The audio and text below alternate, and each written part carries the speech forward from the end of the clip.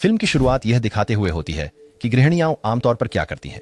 उस समय एक महिला रसोई में खाना बना रही होती है। वह ध्यान से नाश्ता तैयार कर रही है और सुनिश्चित करती है कि सब कुछ खाने की मेज पर सुव्यवस्थित रखा हो। हालांकि वह व्यस्त है, फिर भी वह अपने छोटे बच्चों पर नजर रखती है, सुनिश्चित करती है कि वे सुरक्षित और खुश रहें और उन्हें बहुत सारा प्यार देती है। भले ही वह थक चुकी हो, लेकिन यह सारा काम एक महिला, जिसे किम जी यंग कहा जाता है, के लिए बहुत कठिन लगता है। हर दिन एक अंतहीन दिनचर्या जैसा लगता है, जिसमें काम कभी खत्म नहीं होते। जी यंग को लगता है कि वह कर्तव्यों के थकान भरे चक्र में फंसी हुई है और खुद के लिए कोई समय नहीं है। वह अपने बच्चे की पूरी देखभाल अकेले करती है, उसे स्नान कराने से लेकर सुलाने तक। अपना अधिकांश दिन वही थकाने वाले काम करते हुए बिताती है। हालांकि जी यंग के चेहरे पर हमेशा मुस्कान रहती है, अंदर से वह बहुत थकी होती है। उसे वो वक्त याद आता है जब वह बिना तनाव के जीवन का आनंद ले सकती थी, लेकिन मां और पत्नी होने की जिम्मेदारियां उसके सारे सपनों को दूर कर देती हैं। फिर दृश्य में जी यंग के पति दायून को दिखाया जाता है। उस समय दायून मनोचिकित्सक से बात कर रहा होता है। वह अपनी पत्नी को लेकर चिंतित है, क्योंकि वह हाल ही में अलग दिखाई देती है। उस पर दबाव और बोझ बढ़ता जा रहा है। जी यंग अक्सर मूडी महसूस करती है, आसानी से गुस्सा हो जाती है और उसे नींद लेने में परेशानी होती है। इन बदलावों से दायून चिंतित और उलझन में रहता है, इसलिए वह पेशेवर से मदद मांगता है।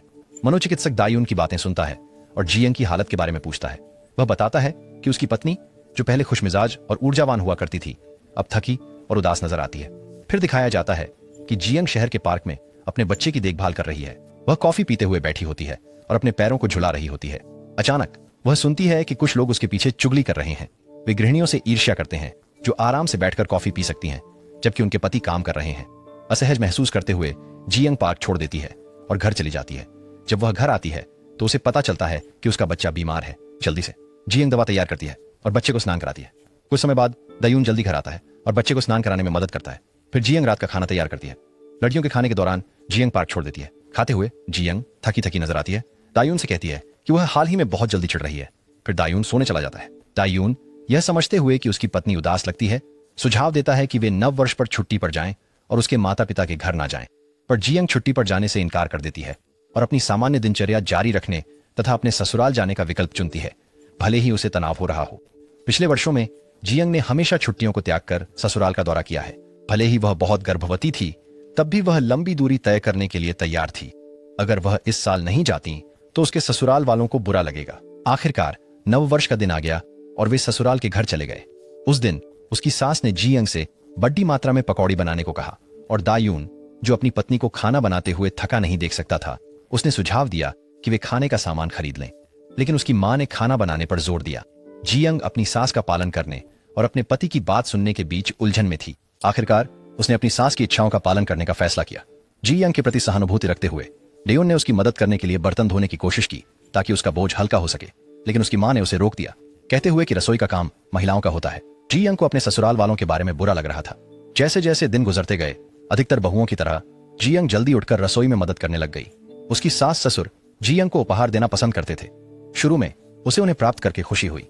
हालांकि जब उसने उपहार खोला तो वह एक एप्रन था, जिसका मतलब था कि उसे छुट्टी के दौरान रसोई के काम में मदद करनी होगी।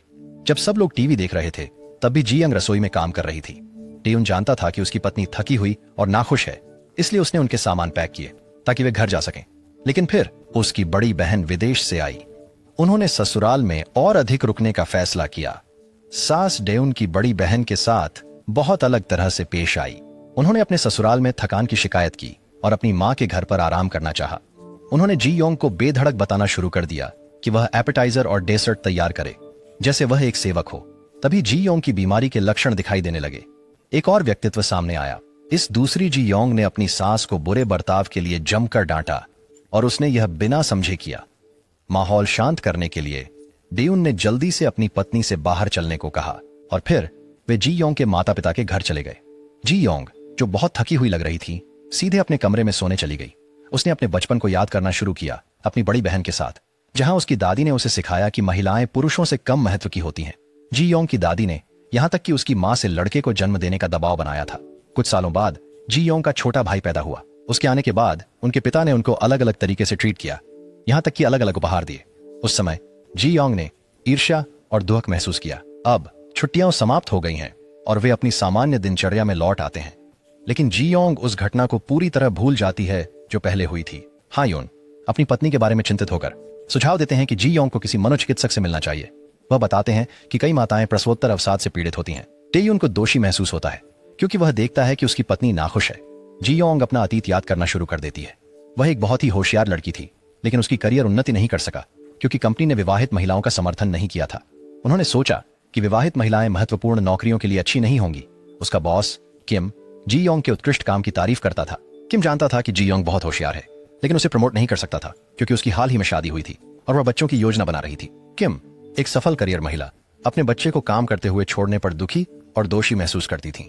वर्तमान में वापस आते हुए जीयोंग रोज की तरह अपने बच्चे को स्कूल ले जाती हैं। अपने बच्चे को छोड़ने के बाद कुछ अन्य माताएं उसे चाय पीने का निमंत्रण देती हैं। जीयोंग को पता चलता है कि वह अकेली नहीं है जिसने अपने सपनों को त्यागा है। ये महिलाएं भी स्कूल में प्रतिभाशाली और सफल थीं, लेकिन मां बनने के बाद सब कुछ बदल गया। अन्य माताओं से मिलने के बाद जीयोंग ने काम पर वापस जाने के बारे में सोचा। उसने यहां तक कि एक योजना भी बनाई। उन्होंने एक बेकरी में कैशियर के रूप में काम करने पर विचार किया था। फिर एक पूर्व सहकर्मी ने उसे नौकरी का प्रस्ताव दिया। पता चला कि उनके पुराने बॉस किम ने इस्तीफा दे दिया है और एक नई कंपनी शुरू की है। इस खबर ने जीयोंग को बहुत सोचने पर मजबूर कर दिया। काम पर लौटना उसे अधिक स्वतंत्र महसूस कराने और घर में उसके तनाव को कम करने में मदद कर सकता है, लेकिन वह काम और परिवार को संतुलित करने को लेकर चिंतित है, खासकर छोटे बच्चों के साथ। इस बीच किम का परिवार संघर्ष कर रहा है। इस बीच दायुन, जो अपनी नौकरी में व्यस्त है, पोस्टमार्टम डिप्रेशन से निपटने में मदद करने के तरीकों के बारे में अधिक जानने की कोशिश करता है। वह जीयोंग में हुए बदलावों को देखकर दुखी और चिंतित महसूस करता है, जो अक्सर मां बनने के बाद से अपने जैसी नहीं लगती। दायुन असहाय महसूस करता है और जीयोंग की मदद करने के लिए सलाह या समाधान की उम्मीद में अन्य पुरुषों के साथ अपनी भावनाओं के बारे में बात करने की कोशिश करता है, लेकिन उसे कोई उपयोगी जवाब नहीं मिलता। अपने भ्रम में दायुन पोस्टमार्टम डिप्रेशन के बारे में अधिक जानकारी खोजता रहता है और सीखता रहता है कि जीयोंग किस दौर से गुजर रही है। हालांकि वह असहाय महसूस करता है, उसके प्रयास उसकी पत्नी के लिए उसके गहरे प्यार और चिंता को दर्शाते हैं। काम के बाद शाम को जीयोंग कपड़े तय कर रही है, जैसे कि हमेशा करती है। दायुन धीरे से उसे तनाव दूर करने के लिए व्यायाम करने की सलाह देता है, लेकिन वह मना कर देती है और कहती है कि वह काम पर वापस जाना चाहती है।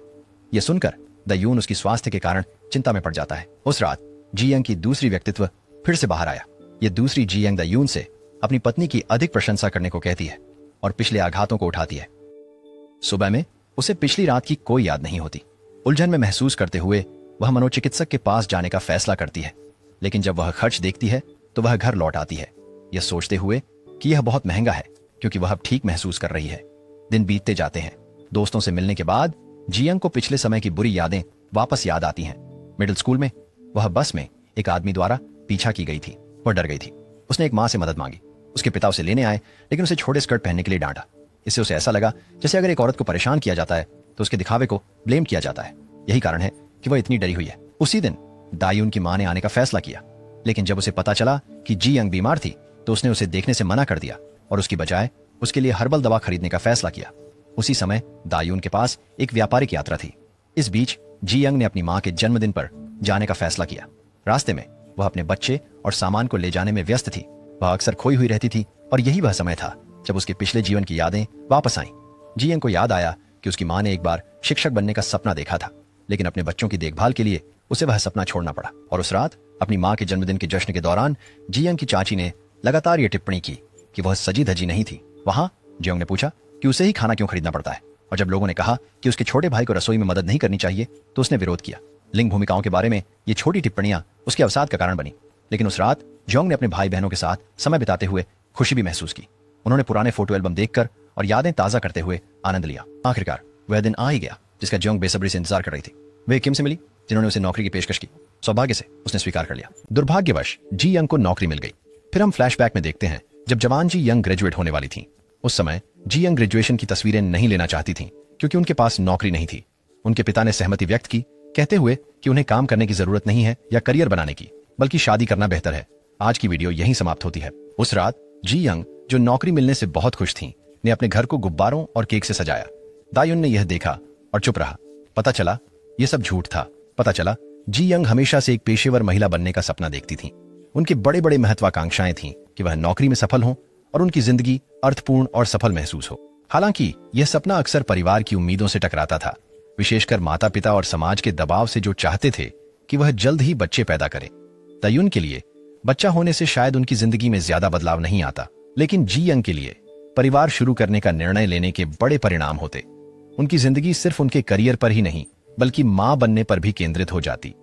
इन विचारों से वह अपनी सपनों और कर्तव्यों के बीच फंसी हुई महसूस करती, दिल की सुनने और दूसरों की उम्मीदों को पूरा करने के बीच संघर्ष कर रही थीं। अगले दिन जी यंग उत्सुकता से नानी की खोज कर रही थी, लेकिन कोई आवेदन नहीं आया। तो दयुन ने काम से 1 साल की छुट्टी लेने का फैसला किया। कोरिया में कंपनियां पतियों को पैटर्निटी लीव लेने की अनुमति देती हैं, भले ही इससे उनके करियर पर असर पड़ सकता है। ये देखकर कि जी यंग काम करना कितना चाहती है, दयुन ने अपने करियर की बलि देने की इच्छा जताई। इससे उन्हें आशा मिली, लेकिन दयुन की मां सहमत नहीं थी। वह समझ नहीं सकी कि जब पत्नी काम कर रही हो तब पति छुट्टी क्यों लेगा। उन्होंने जी यंग की मां को फोन करके कहा कि जी यंग उनके बेटे के करियर को नुकसान पहुंचा रही हैं। ये जानकर जी यंग की मां बहुत दुखी हुई और अपनी बेटी से मिलने दौड़ी।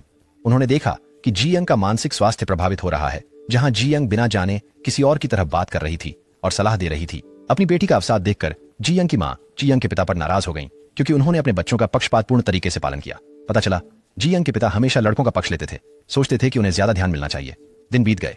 जी यंग ने अपनी सबसे अच्छी दोस्त को अपनी निराशाओं और कैसे उसका जीवन सीमित महसूस होता है के बारे में बताया। यहीं से जी यंग की कहानी शुरू हुई। उस रात दयुन ने आखिरकार जी यंग से कहा कि वह अवसादग्रस्त है और बिना जाने किसी और की तरह व्यक्तित्व अपना रही है। यहीं से जी यंग की कहानी शुरू हुई और तब जी यंग अपनी दादी की तरह बर्ताव कर रही थीं। उस समय दयुन ने अपनी पत्नी को इस स्थिति में देखकर बहुत दुखी और दोषी महसूस किया। सुबह हो गई और जी यंग का छोटा भाई खाना ले आया। उसने भी महसूस किया कि उनके पिता ने बच्चों के साथ बहुत अलग सलूक किया। आखिरकार जी यंग एक मनोचिकित्सक के पास गईं और उपचार शुरू किया। उन्होंने किम को अपनी मानसिक स्वास्थ्य समस्याओं के बारे में सूचित किया। उपचार के दौरान जी यंग ने अपनी सारी भावनाएं डायरी में लिखीं। उन्होंने वहां अपनी सारी उदासी और निराशा व्यक्त की। अब वह उन लोगों के खिलाफ बोलने की हिम्मत करती है जो उन्हें मां के रूप में जज करते हैं। उन्होंने अपनी संघर्षों के बारे में ईमानदारी से बोलना शुरू किया और दूसरों को माओं के सामने आने वाली चुनौतियों को समझने में मदद की। उस समय किम ने समझ और समर्थन के साथ प्रतिक्रिया दी। उसने न सिर्फ सुना बल्कि दिल से सलाह भी दी कि सुझाव जिन्होंने जी यंग की हीलिंग प्रक्रिया में मदद की। किम और उनके सहयोगियों से समर्थन के साथ जी यंग अब मजबूत महसूस करती हैं और मानती हैं कि वह इन कठिन समय से गुजर सकती हैं। अब जी यंग ने फिर से अपनी पुरानी पहचान पा ली है। वास्तव में उनकी डायरी में लिखी सारी बातें एक किताब में प्रकाशित हो चुकी हैं, जिसका नाम किम जी यंग है। हालांकि उसकी हीलिंग की प्रक्रिया आसान नहीं थी, लेकिन परिवार, दोस्तों और एक साइकोलॉजिस्ट के समर्थन से वह हर बाधा का बेहतर तरीके से सामना करने में सक्षम हो गई। हर दिन जी यंग को उस खुशी और मानसिक स्वास्थ्य के करीब ले जाता है जो वह चाहती हैं। फिल्म समाप्त होती है। इस फिल्म से सीखने योग्य बात यह है कि कभी कभी आपको डायरी में लिखना, परेशान करने वाले रिश्तेदारों का सामना करना और थोड़ा थेरेपी लेना पड़ता है, यह महसूस करने के लिए कि जीवन को संतुलित करना डोनट्स को संतुलित करने जैसा है। यह मुश्किल है, लेकिन इसके लायक है।